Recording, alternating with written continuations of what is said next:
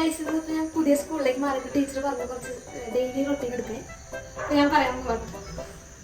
അപ്പൊ ഞാൻ എല്ലാ ദിവസവും രാവിലെ 4 മണിക്ക് എണീക്കും.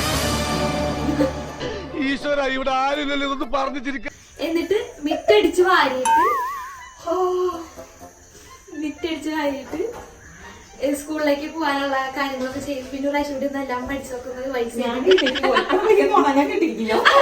ടൈം ടേബിളൊക്കെ അത് കഴിഞ്ഞിട്ട് 4 മണിക്ക് എഴുന്നേറ്റു. അത് കഴിഞ്ഞിട്ട് എനിക്ക് ഞാൻ ചോറ് വാർത്തി വെക്കും. പിന്നെ ചേട്ടന് വേണ്ടി ചോറ് വാർത്താൻ സഹായിക്കും. അച്ഛനും ചോറ് വാർത്തി വെക്കും. അത് കഴിഞ്ഞ്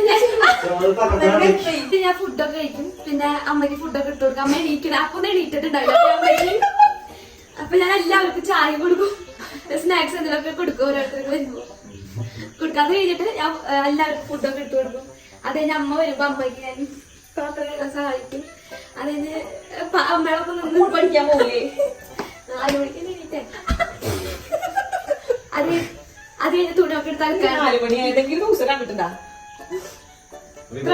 ഇതൊക്കെ ചെയ്യണമെന്ന് അത് കഴിഞ്ഞ് സ്കൂളിലേക്ക് തിരിച്ചു വന്നു കഴിഞ്ഞിട്ട് പിന്നെ വീണ്ടും മിറ്റടിക്കും, അകത്തടിക്കും. അത് കഴിഞ്ഞ് വിളക്കെടുത്ത് വയ്ക്കും, പ്രാർത്ഥിക്കും. അത് കഴിഞ്ഞ് ഞാൻ ഫുഡ് കൊടുക്കും. പിന്നെ ചേട്ടന് ഫുഡൊക്കെ ഇട്ട് കൊടുക്കും കഴിക്കാൻ. അത് കഴിഞ്ഞ് ചേട്ടന്റെ ഡ്രസ്സൊക്കെ പറയണെങ്കിൽ ഉള്ള കാര്യം